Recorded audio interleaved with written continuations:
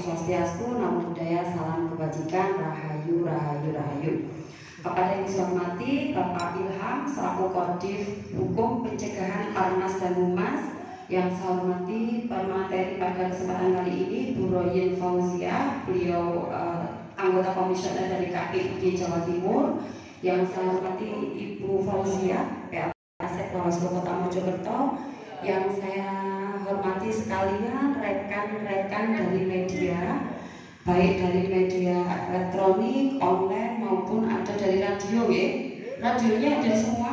Hadir, 10. Ngapunten sangat karena memang keterbatasan kami yang hanya 70 media ya, yang kami hadirkan. Nanti next mungkin akan lebih banyak lagi. Kemudian yang saya sayangi rekan-rekan staf sekalian, maturnuwun sudah menyiapkan kegiatan ini untuk sosialisasi kali ini. Adapun kegiatan kita ya, puji syukur kepada Allah Subhanahu wa taala karena pada kesempatan kali ini kita bisa berkumpul silaturahmi bersama dalam keadaan sehat walafiat, tidak kenal satu apapun. Salawat serta salam kita limpahkan ke junjungan besar Nabi Muhammad SAW. Ada beberapa hal mungkin yang kita ini ya, tujuan kita untuk mengumpulkan panjenengan semua, karena memang pada kesempatan kali ini kita sudah masuk di kampanye iklan ya, baik di televisi maupun di radio. Urgensinya kita sebagai seperti template Bawaslu tadi lagunya bahwa bersama rakyat awas pemilu. Nah, kali ini media itu merupakan garda terdepan ya, daripada penyampai informasi. Kebenaran dan sebagainya itu media yang berani, tapi resikonya juga gitu ya, dihujat kanan kiri gitu, betul. Nah, ada kebenaran yang diungkap, kemudian ada suatu hal di lainnya penyertanya. Padahal dengan adanya media ini kita terbantu sekali untuk proses sosialisasi juga, kemudian untuk menginformasikan kepada masyarakat. Kalau ada hal yang janggal dan lain sebagainya, justru mengorek informasi dan mengklirkan itu justru media. Kalau yang saya rasa seperti itu. Jadi sampai endingnya itu media itu mengawasi proses awal sampai terakhir. Harapannya mari kita bersinergi bersama untuk kesuksesan pemilihan 2024 pada kali ini. Nah, ada beberapa hal yang ingin saya sampaikan terkait perubahan PKPU sekarang nomor 17 tahun 2024 nih, Putung Sura. Kalau kemarin nomor 18 tahun 2020 ada beberapa hal memang yang berubah di sini. Contohnya saya sampaikan aja di sini karena media ini salah satu komponen pewarta yang bisa untuk ikut serta dalam hal pemberitaan pemilu ini. Tapi memang untuk aturannya tidak boleh masuk di dalam TPS, kan begitu ya? Begitu betul? Insya Allah.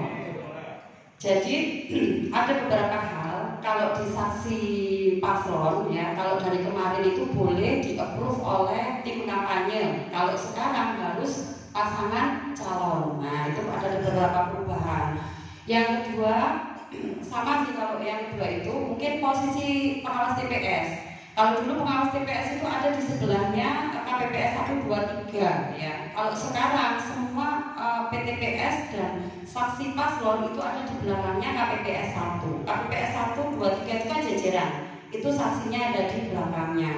Kemudian dalam hal penyampaian pemberitahuan ya. Kalau pemberitahuan itu dulu kan harus mendatangi ya. Nah, sekarang memang mendatangi, bukan surat undangan ya. Kalau undangan itu bisa diwakilkan nanti. Misalnya undangan nikah, saya nggak bisa, saya bilang Pak Ilham gitu, bukan. Ini salah kaprah penafsiran surat undangan. Aslinya itu surat pemberitahuan C6 KWK. Undangan untuk memilih itu namanya surat pemberitahuan. Nah, itu ketika memang yang bersangkutan tidak bisa ditemui pada saat membagi H- itu 3 itu ya, itu bisa lewat scan. Jadi misalnya dijabri ke nomor yang bersangkutan untuk menginformasikan berikut untuk TPS-nya, mencoblos di TPS-nya dengan nama ini gitu. Jadi ada beberapa hal. Kemudian KTP juga. Nah, kemudian KTP ini bisa ditafsirkan juga dengan biodata atau mungkin surat keterangan yang bisa diterbitkan oleh Dukcapil, atau bisa juga dengan biodata ini kan bisa diasumsikan dengan KK, semisal memang KTP atau KTP elektronik, tidak harus secara fisik. Nah, ada beberapa hal yang memang berubah di situ. Kemudian di saksi paslon kami Bawaslu kalau pemilu kemarin domainnya ada di kami. Jadi kami yang membintek saksi paslon tersebut. Pendaftaran itu tetap ada di KPU. Yang sekarang domainnya ada di KPU. Jadi pendaftaran saksi paslon di KPU, surat mandat dikonfirmasi ke KPPS, kemudian untuk binteknya itu di KPU.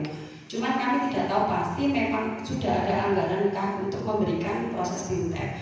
Tapi kami informasikan bahwa Bawaslu ini mengawal hak pilih. Jadi meskipun domain tidak di kami, besok insya Allah akan tetap kami laksanakan penguatan kapasitas saksi paslon. Jadi kami sosialisasikan istilahnya. Saksi itu ngapain sih di dalam TPS?